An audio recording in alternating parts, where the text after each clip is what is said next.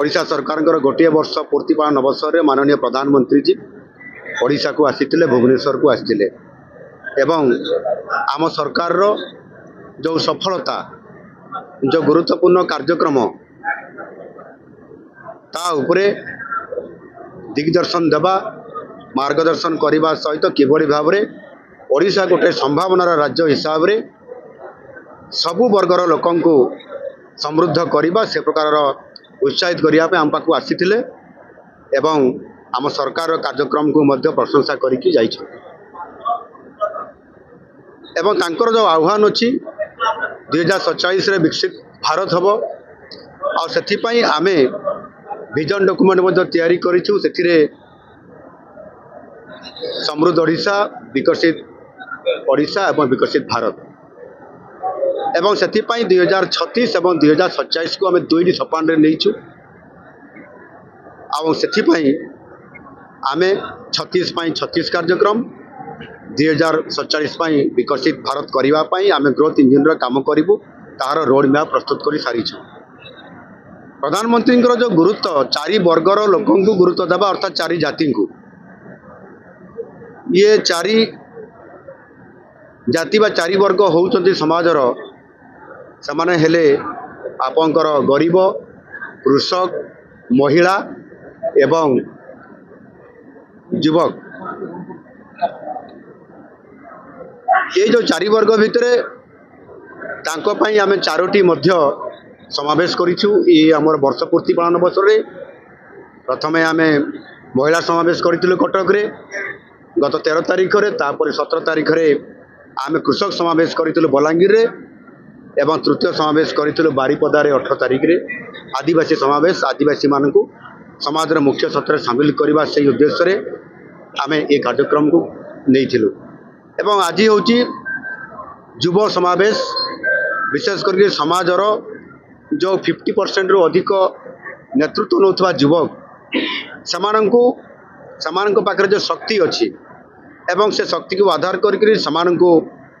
तांको शिक्षा क्षेत्र रे तांको स्किल करबा एवं शिल्पायन रे मध्य समानंको नियुक्ति देबा तांको रोजगार करिवार माध्यम करबा या को आधार करके आज आम गंजाम जिले में फोकस करूँ युव समावेश। ये युव समावेश रे आज हजार हजार युवक आसीथिले बहुत उत्साहित थिले एवं गंजाम जिला रे मध्य शिल्प को प्राधान्य दि जाउछि। गोपालपुर एठी बंदर अच्छी पोर्ट अच्छी एवं एठी टाटा एसीडीआई अंचल अच्छी एवं गत किछि दिन पूर्व मु आसीथिली छत्रपुर को सेठी आम जो आमर उत्कर्ष ओडिशा माध्यम आम शिल्पायन करने जो निष्पत्ति नहींचु से ग्राउंड ब्रेकिंग करने अनेक शिल्प प्रकल्प को आम एठी आम तार शिलान्यास करिछु से 12 रु अधिक प्रोजेक्ट शिलान्यास करिछु एवं लक्षाधिक कोटी टंका आमर गंजाम जिले में विभिन्न अंचल शिल्प प्रतिष्ठा हब निजुक्ति रोजगार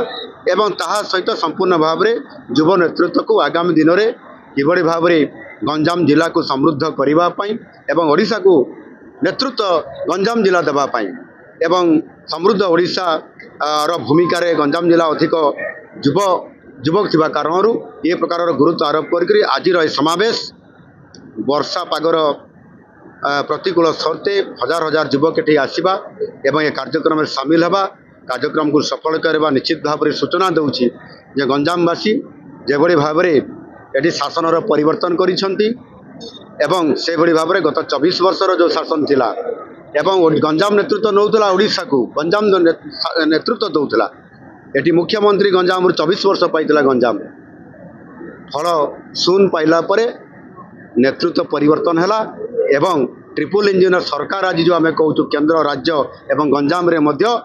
आज आम ये विधायक एवं सांसद आज समस्ते जीतवा द्वारा निश्चित भाव में गोटे बहुत बड़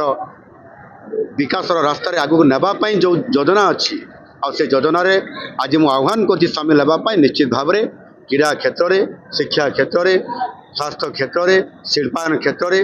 एवं निजुक्ति क्षेत्र में जो सरकारी निजुक्ति आज आम दे चलीछु एवं बेसरकारी स्तर में निजुक्ति को प्राधान्य दौचु आगामी दिन में गंजाम जिले में निश्चित भाव में ये लोक मैंने जेभली भाव में परिश्रमी एवं एठी जो माने ଏଠି କାମ କରନ୍ତି ଏବଂ ଏଠି ये जिला को आग को नापी चाहते नेतृत्व देवाई चाहते निश्चित भाव में आम सरकार सुजोग देव मु आशा करुँच निश्चित भाव में आज युव समावेश आगामी दिन में गंजाम नेतृत्व नवा सहित ओडिशार नेतृत्व नब धन्यवाद।